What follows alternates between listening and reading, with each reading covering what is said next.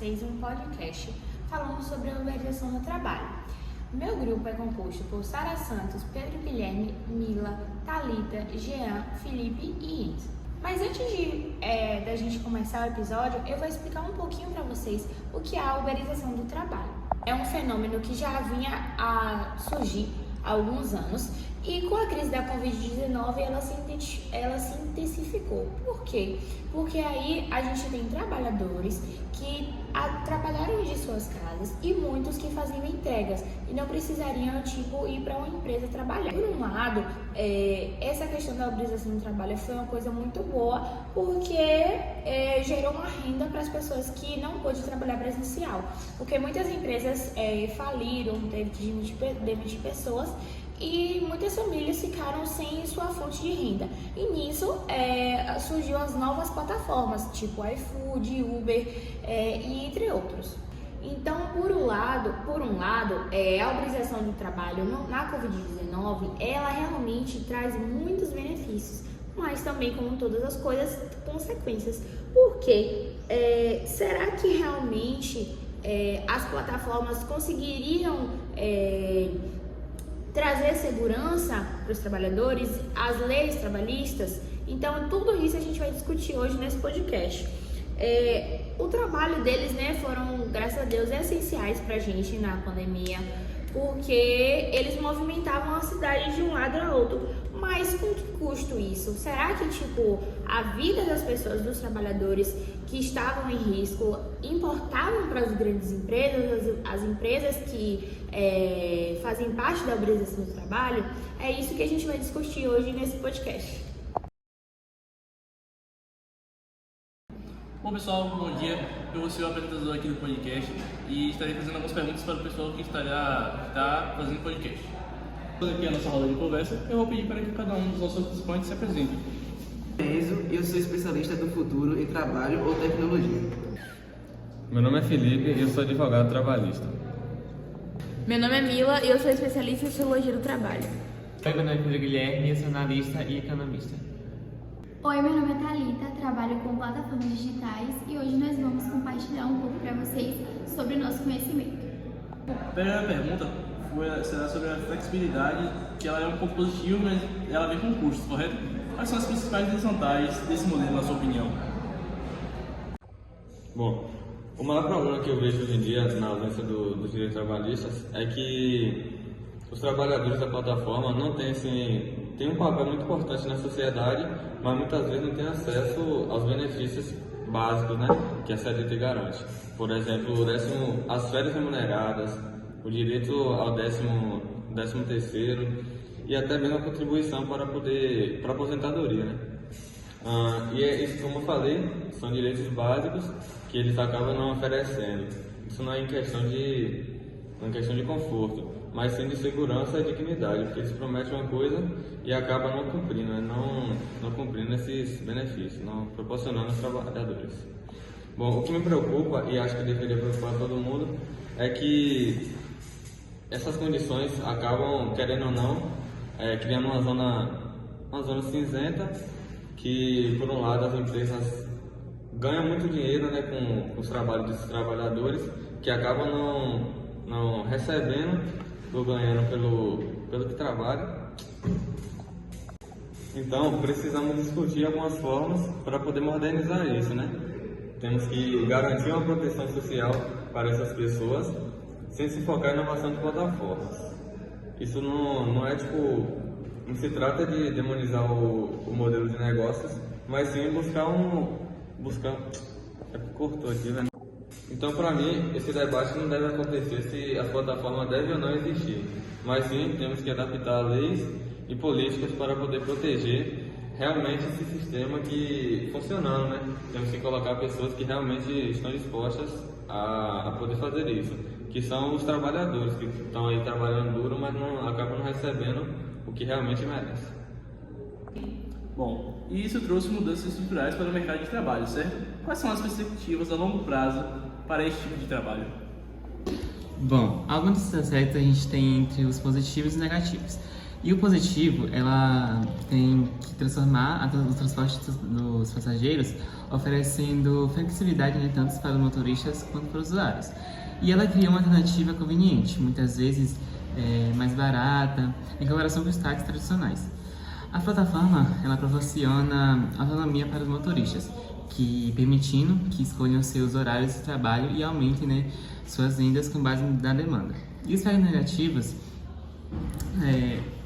a precarização do trabalho é um grande problema, pois muitos motoristas eles enfrentam baixos ganhos, que causam uma falta de benefícios como férias ou seguro de trabalho, entre outros, e a condição de trabalho inseguras. Além disso, o setor de transporte ele regula, né, o enfrentamento competencial social com um regulamento que muitas vezes são muito brandas para nossas plataformas. Esses transportes, deliveries e tal, a gente tem um serviço especializado que a Uberização da Saúde, com plataformas como além desses deliveries, transportes e tal, a gente tem um serviço especializado, que a Uberização da Saúde ela oferece privacidade para os profissionais, permitindo que atendem pacientes de forma remota ou de maneira mais ágil, sem a necessidade de um consulto físico. Isso pode aumentar a acessibilidade ao serviço, especialmente em áreas carentes ou durante crises sanitárias, como a pandemia de 19 aconteceu. E um ponto negativo também, que para os profissionais de saúde, a uberização pode acarretar na desvalorização da profissão, que já que essa plataforma impõe tarifas que muitas vezes elas prestam, né, para o aumento de número de atendimentos para compreender a qualidade do serviço, a ética profissional como é o nome? Os pacientes também podem enfrentar dificuldades na escolha de profissionais, porque eles são qualificados ou no acompanhamento contínuo de tratamentos. Então temos flexibilidade, mas sem segurança e sem apoio social. Como podemos conciliar estes dois aspectos? A pandemia teve um papel crucial nesse sentido, porque com o fechamento das empresas e com a diminuição dos trabalhos formais, os trabalhadores precisavam de uma alternativa, até mesmo para sustentar suas famílias e continuar com a vida, apesar do momento difícil que todos estavam passando. Então, esse trabalho de delivery, Uber, entre outros, foi a alternativa que eles acharam no momento para poder seguir com a vida. Só que a questão que a gente deve sempre estar refletindo é como que eles lidavam, porque digamos que era praticamente sem segurança, essas grandes empresas elas não se importavam com a saúde dos motoboys, se eles estavam ou não em contato com o vírus, então era muito pouca essa fiscalização, essa segurança, até mesmo porque a pandemia foi algo muito novo, algo que ninguém sabia, todo dia surgia uma coisa nova, um boato novo sobre como o vírus poderia ser passado de uma pessoa para outra e, ao mesmo tempo, eles não poderiam simplesmente parar de trabalhar e ir para suas casas se protegerem do vírus, porque precisavam daquele dinheiro para sobreviver.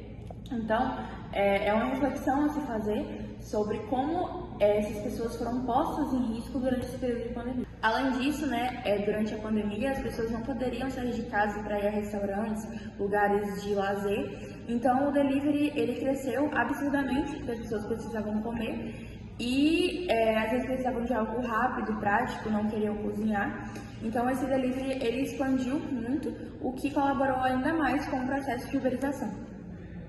Bom, eu gostaria de saber como esse termo da uberização se popularizou e o que ele significa na prática. Em tempo de crise, a uberização ela pode ser uma válvula de escape, mas também ela expõe a fragilidade de um modelo de trabalho que não garante direitos básicos, deixando uma parte significativa da responsabilidade nas mãos do trabalhador, sem a proteção que o mercado de trabalho tradicional poderia oferecer. Então, ser uma trabalhadora de plataforma como a Uber ou até Delivery traz uma sensação de autonomia, mas também de insegurança, porque por um lado eu tenho a liberdade de escolher os meus horários, o que é uma vantagem imensa em um cenário onde a flexibilidade é cada vez mais valorizada, e eu posso ajustar o trabalho à minha rotina, posso conciliar com atividades ou com responsabilidades. Bom, perfeito. Para concluir, o que podemos fazer agora para melhorar a realidade dos trabalhadores urbanizados? O futuro do trabalho ele está definitivamente em constante mudança. A tecnologia ela vai continuar a desempenhar um papel central, mas eu acredito que vai haver uma pressão crescente para regulamentar as plataformas.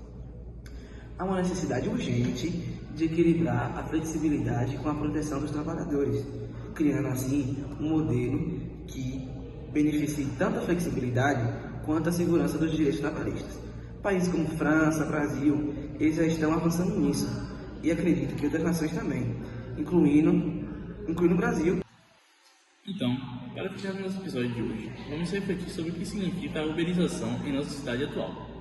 Esse modelo, que ganhou forças com a expansão de plataformas como Uber e iFood, entre outras, trouxeram inovações significativas, mas também levantou questões importantes sobre precarização do trabalho e os limites da flexibilização. Por um lado, onde podemos negar os benefícios que a uberização proporcionou, como conveniências para os consumidores, mais acesso a serviços e a oportunidade para muitas pessoas se inserirem no mercado de trabalho. Em um cenário de alto desemprego, muitas vezes essas plataformas trouxeram uma alternativa para gerar renda. Além disso, elas popularizaram o uso de tecnologias e eficiências logísticas, transformando indústrias inteiras. Por outro lado, os desafios desse modelo não podem ser ignorados. A ausência de vínculo empregatício, a remuneração instável, a falta de benefícios trabalhistas como férias, 13º salário e a previdência social, e outros custos operacionais assumidos pelos próprios trabalhadores, criaram uma realidade de insegurança e vulnerabilidade para que depende dessas plataformas para sobreviver. Sem mencionar o impacto psicológico na instabilidade financeira e da competição por demandas em tempo real. Essa discussão nos leva a uma questão central como vamos equilibrar a inovação e a justiça social. Será que a solução passa por regulamentação mais robustas, que ganharam direitos básicos aos trabalhadores sem sufocar as plataformas com custos operacionais? Ou será que precisaremos reimaginar completamente a forma como recebemos trabalho em um mundo cada vez mais digitalizado? Além disso, há um aspecto ético que merece atenção. Quando contratamos esses serviços, estamos contribuindo para o fortalecimento desse sistema. Isso significa que nós, como consumidores, também temos um papel importante nesse debate. Como podemos ser mais conscientes e exigir condições mais justas para que nos atendam? Por fim, a uberização reflete algo que é melhor cortar. Deu quanto tempo? 2 minutos só. Fala mais. Continuando o raciocínio de Jean, eu vou querer falar mais um pouquinho sobre a uberização. Para aprofundarmos nossa análise sobre a uberização, é fundamental considerar seu impacto econômico no Brasil. De acordo com um relatório divulgado pela Uber em outubro de 2022, a plataforma gerou 36 bilhões para a economia brasileira em 2021, representando aproximadamente 0,4% do PIB nacional. A Uber, esse montante inclui os ganhos do motorista, dos motoristas parceiros e os efeitos indiretos em setores como fabricação de automóveis, oficinas e seguradoras. Além disso, a empresa registrou mais de 30 milhões de usuários ativos em 2022, evidenciando a relevância dessas plataformas na vida cotidiana dos brasileiros. No entanto, a expansão dessas plataformas digitais trouxe à tona desafios significativos relacionados à regulamentação do trabalho.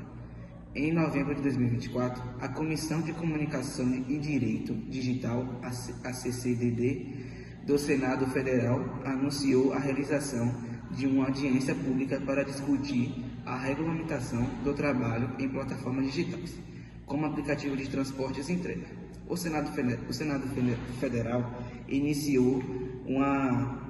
teve iniciativa que reflete a crescente preocupação com a precarização das condições laborais e a ausência de proteção para os trabalhadores inseridos nesse modelo. O Ministério do Trabalho e Emprego também se debruçou sobre o tema, publicando uma nota técnica em fevereiro de 2024, que aborda a necessidade de regulamentação do trabalho em plataformas. O documento que destaca as atividades possa oferecer rendimentos superiores aos empregos tradicionais. Elas frequentemente carecem de proteções sociais essenciais, como licença por doença, férias remuneradas e contribuições previdenciárias. Essa lacuna regulatória coloca milhões de trabalhadores em uma posição vulnerável, sem garantias básicas asseguradas. Diante desse cenário, é imperativo que avancemos em discussão e ações concretas para equilibrar os benefícios econômicos e de conveniência proporcionados pela uberização com a garantia de condições de trabalho dignas e proteção social adequada. A busca por um modelo que concilie inovações tecnológicas com a justiça social deve ser uma prioridade, assegurando que o progresso não ocorra às custas dos direitos fundamentais dos trabalhadores. Por fim, a uberização reflete algo maior, a transição que vivemos em direção a um mundo hiperconectado, onde o trabalho, o consumo e as relações interpessoais, elas estão se transformando a uma velocidade sem precedentes. Esse processo nos desafia a pensar em novas formas de garantir dignidade e a segurança para todos, independente das mudanças tecnológicas. Então, eu deixo aqui uma reflexão para você. O que podemos fazer como sociedade, como consumidores e até como trabalhadores para que o futuro do trabalho seja mais inclusivo, equilibrado e sustentável? Pense nisso e até o próximo episódio.